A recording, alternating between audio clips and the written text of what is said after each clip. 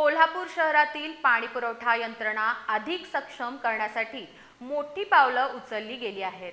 शिंगणापूर आणि नागदेववाडी पंपिंग स्टेशनसाठी तब्बल 3,60,00,000 रुपयांचा निधी मंजूर करण्यात आल्याची माहिती आमदार राजेश क्षीरसागर यांनी दिली आहे।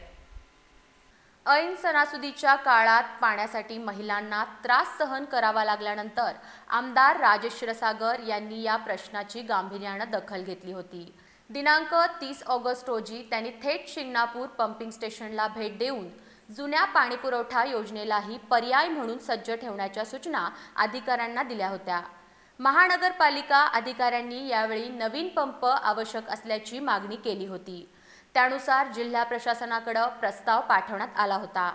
शिंगणापूर आणि नागदेववाडी पंपिंग स्टेशनसाठी तब्बल 3,60,00,000 रुपयांचा निधी मंजूर करण्यात आल्याची माहिती आमदार राजेश क्षीरसागर यांनी दिली आहे। महापालिकेतील बैठकीत आमदार क्षीरसागर यांनी पालकमंत्री प्रकाश आंबेडकर यांच्याकडे निधीची मागणी केली होती। या पाठपुराव्याला यश मिळवत जिल्हा प्रशासनाने महाराष्ट्र सुवर्ण जयंती नगरोत्थान महाभियान योजनेतून हा निधी मंजूर केला आहे।